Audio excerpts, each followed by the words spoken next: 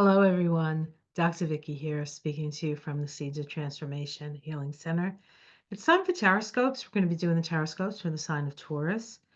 That's Taurus Sun, Taurus Moon, Taurus Rising for the month of February 2025.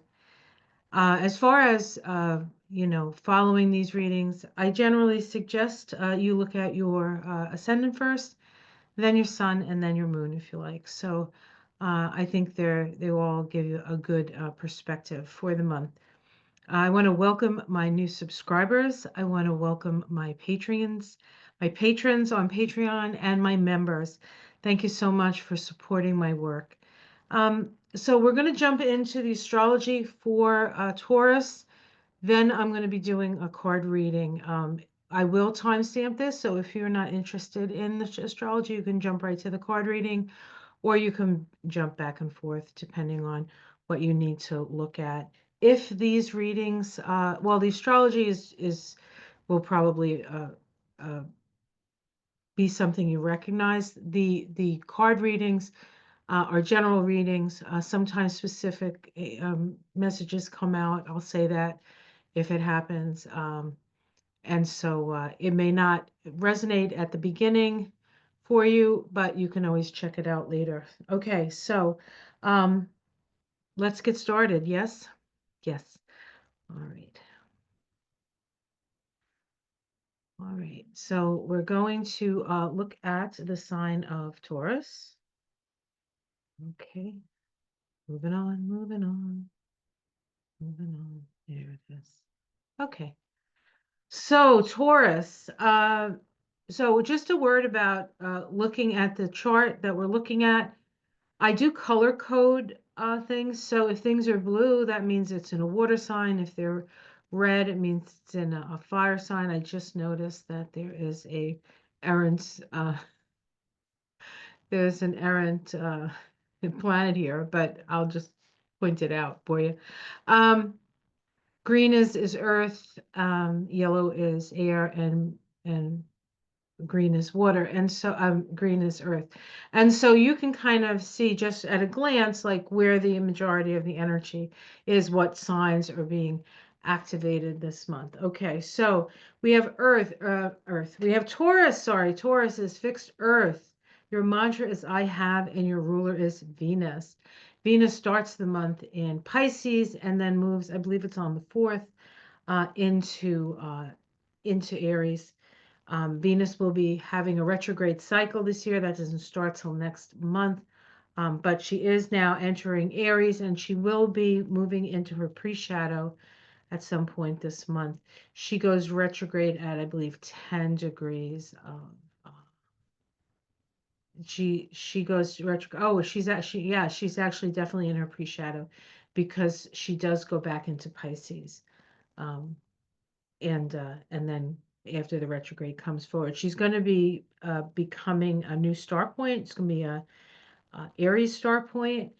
She's going to make her conjunction to the sun in the sign of Aries. And so for you, Taurus, that's all 12th house stuff. But this month is mostly 11th house energy. The house of groups, friends, associates, goals, perhaps.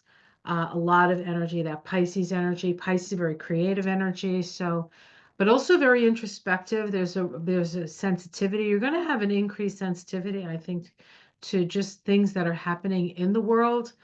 And so you need to take care of yourself because of that, because there's a lot going to be happening. And all this Pisces energy does sort of move in the direction of you sacrificing and victims and suffering. And so, but it's also about easing the suffering. So it's not just about suffering, but we're going to see people, you know, not having a good time. And, I think most of us want to make the world a better place. So figure out ways to do that, probably through group associations.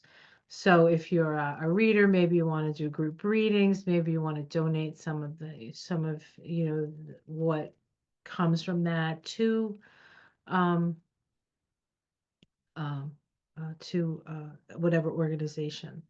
that you think needs the aid. So that is one way that you can work with this Pisces energy, certainly. We have the sun start the month in your 10th house in Aquarius, then moving into Pisces on the 18th. Of course, Pluto is now in Aquarius for the next 19 years, so that's not going anywhere. Transformation of your work and your career. Mercury starts the month in Aquarius and then moves into Pisces. That I believe happens on I'm looking right now. Mercury. I think it's right after, yeah. Mercury moves into Pisces on the 14th. That's just 2 days after the full moon. We have a full moon in the sign of Leo. The sun, of course, at that point will be in your 10th house. This is your parental house. This is about, these two houses are parental houses. This is about security. So you'll become aware of something perhaps around issues of security for yourself. It can be financial security, it can be emotional security, just generalized security. Um, it's not like there's a problem. It's just that you become aware of something that perhaps needs some attention, or you just become aware of just how secure you are, perhaps. Um, we have Venus ingressing into Aries. Did I say that? Yes, Venus ingresses into Aries. Jupiter stations direct. Here's Jupiter in your second house. It's been moving backwards.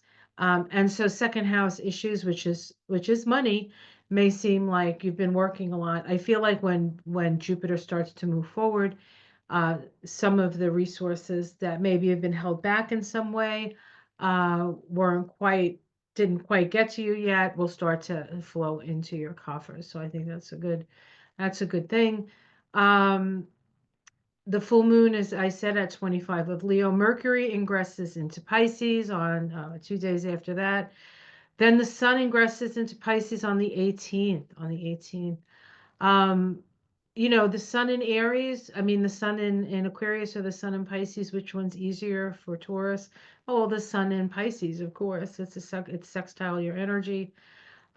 It's friendly. The square to the sun to your Taurus um, is from Aquarius is of course uh, say you got to put your big girl and big boy pants on, right? Which of course you invented them, so it's okay. But it's a little bit more harsh, and then it starts to soften up later. Uranus still in your sign, and moving forward. It moved forward at the end of last month.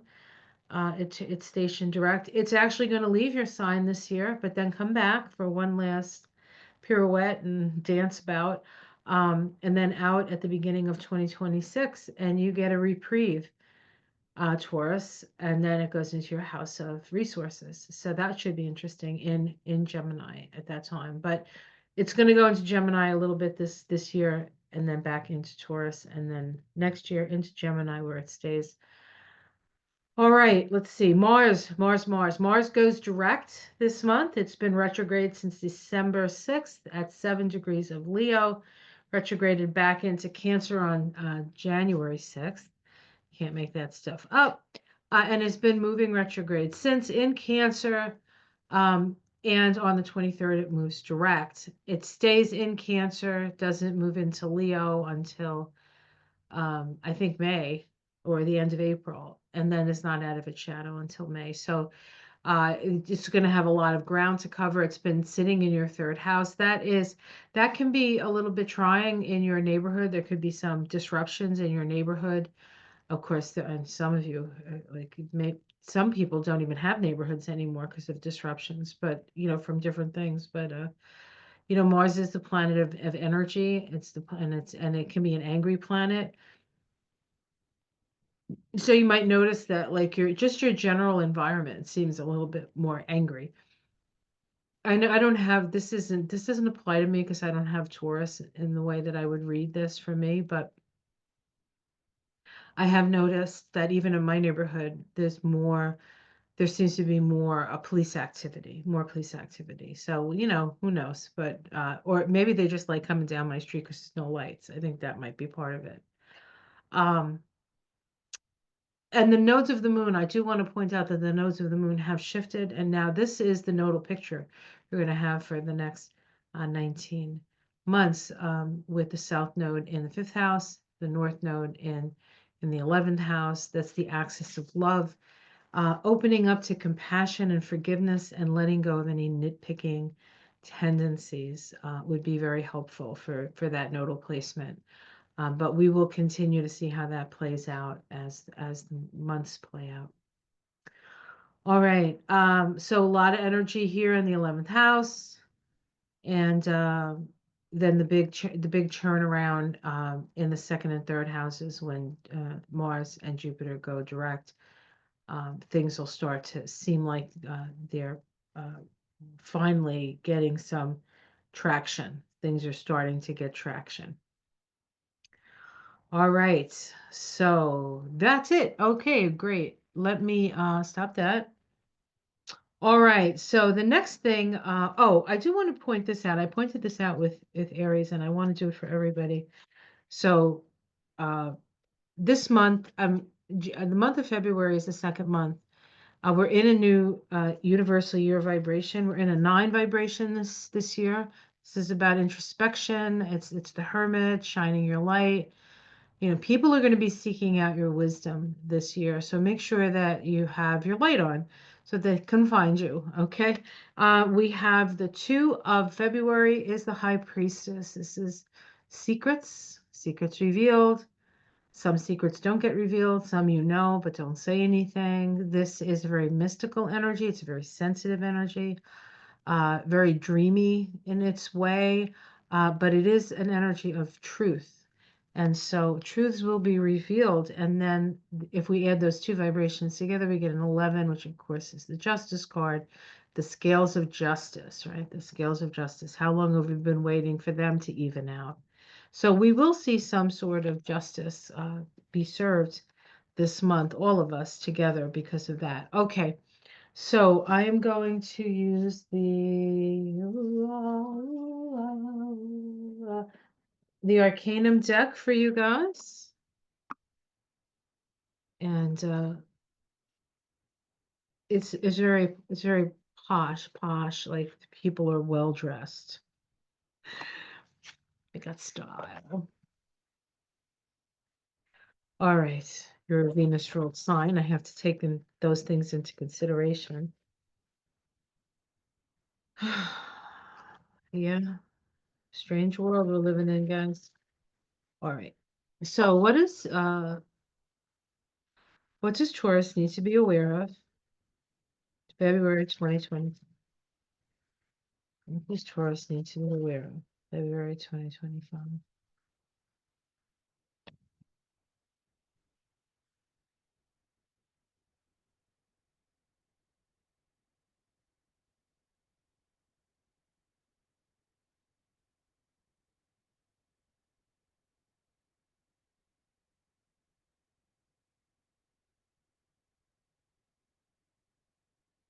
Okay. We have the 9 of Cups. This can be it can be celebration, it could be a little bit too much of a good thing, so you do have to be a little bit more careful here. All these cups are filled with fruits, and it's abundance. There's a lot of abundance. This is a really nice card to start the month with. So there's some sense of fulfillment and satisfaction. And we have nostalgia. So the crossing card here is the past. The past, something about the past. Let's continue. Underneath it all is the 8 of Pentacles.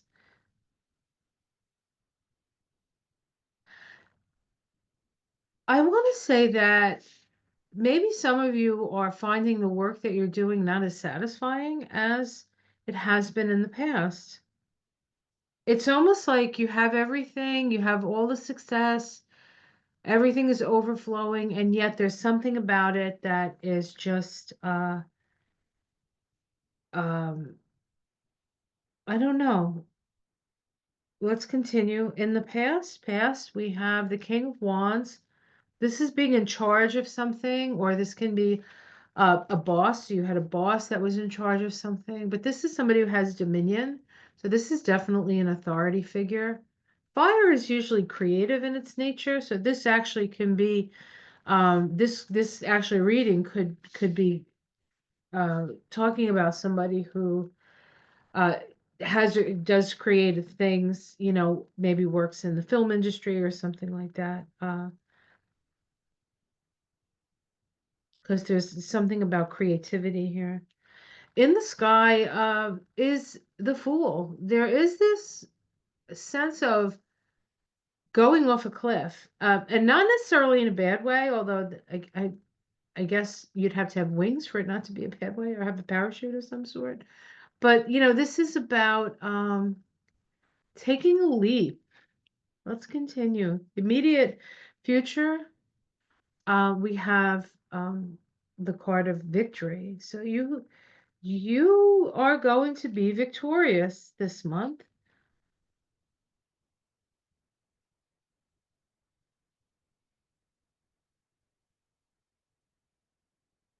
What I would say is, with this card at the root of the reading, everything that you have, all the abundance that's around you, you've worked really hard for. So just know that. Uh, just know that. I think you're ready for something new. How it's seen from the outside, the Knight of Swords can be the impulsive knight. So people might see you as being impulsive. I don't know if you're talking to people about wanting to, just go for it, or, just maybe out of character. Of course, with Uranus in your sign, there's no such thing as out of character for Taurus anymore. You've been shifted, guys. You've been shifted. Your domestic situation, the Chariot, so movement. It's possible you're moving from your domestic situation, or things are moving quickly in your domestic situation. This is also a soul card, so you're on the right path. You're on the right path. A lot of horses in this one. We have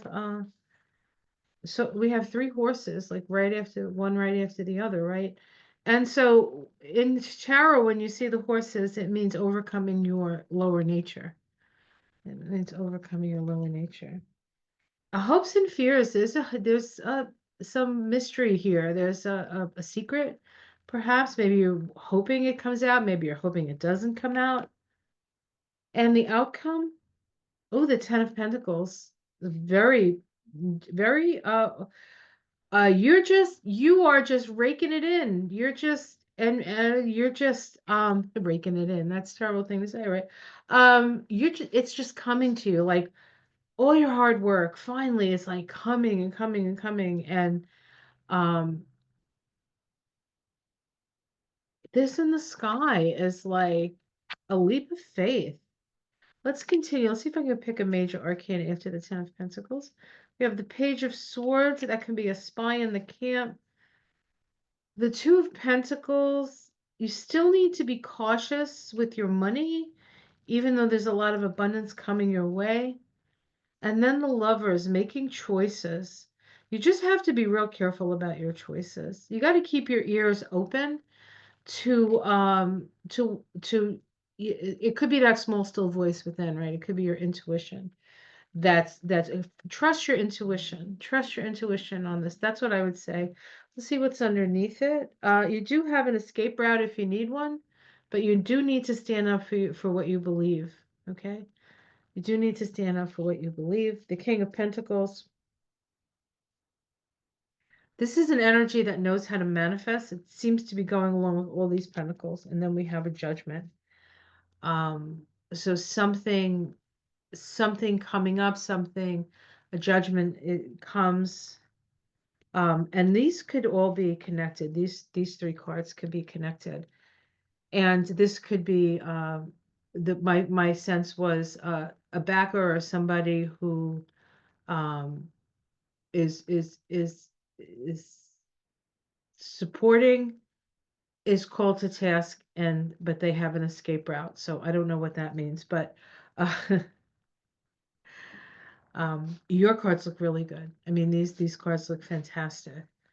Um, Great. This is wonderful. You worked hard for it. You worked hard for it. But there's also this almost like, I almost feel like, no matter how successful you are, there's some sort of spiritual calling happening, and I think it's for a lot of people. And so what they would normally, how they would normally spend their time, making the money the way they make it or doing the things that they do, I think there's something else calling to them, and you may be feeling that. And I don't think it's a bad thing. I think it's part of, we're all going to be doing things a little bit differently, and probably some of us are going to be doing totally new things than we've done before. And so, uh, you know,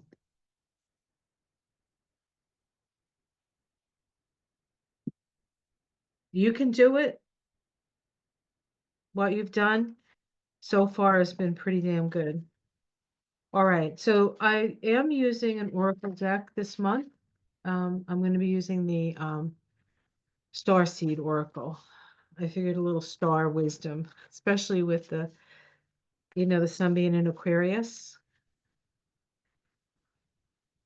Okay, here we go. Your life is a canvas. So this is for you, Taurus. It's getting a little dark now. I'm going to have to put another light on so I can actually see this. I believe it's the last one in the book. Yes, okay, here we go. And just so you can see this card, it's so pretty. Here we go. There it is. Okay. Artistic manifestation, creative accountability. You are the artist of your life, and your life is a canvas. Take responsibility for your ability to create. Earth is known as a planet of manifestation. Your present moment is based on your past thoughts and benefits and beliefs. Sorry. Your current thoughts determine your future. What kind of life do you want to create for the future? What are you being called to create? Reconnect with your manifesting power and align your thoughts, feelings, and actions with the vibration that matches them. It is never too late to start, and no experience is required. All you need is an open heart and mind and a consistent daily action. So this is saying that, whatever it is that you want, what's next? The question in the card reading was, what's next? What's next? You decide. You decide what's next. What do you want to do? What would you love to do? What's going to fill your heart with joy? How do you want to spend your time? If we have one more year on this planet together, how do you want to spend that time? That's what these cards are saying.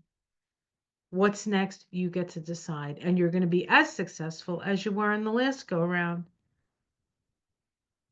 Okay? Yeah, looking good. All right, Taurus. Well, good luck with that. Have yourself a great month. Like and subscribe if you're not already. Thank you again for supporting my work. It means the world to me. Take care of yourselves and namaste. See you next month.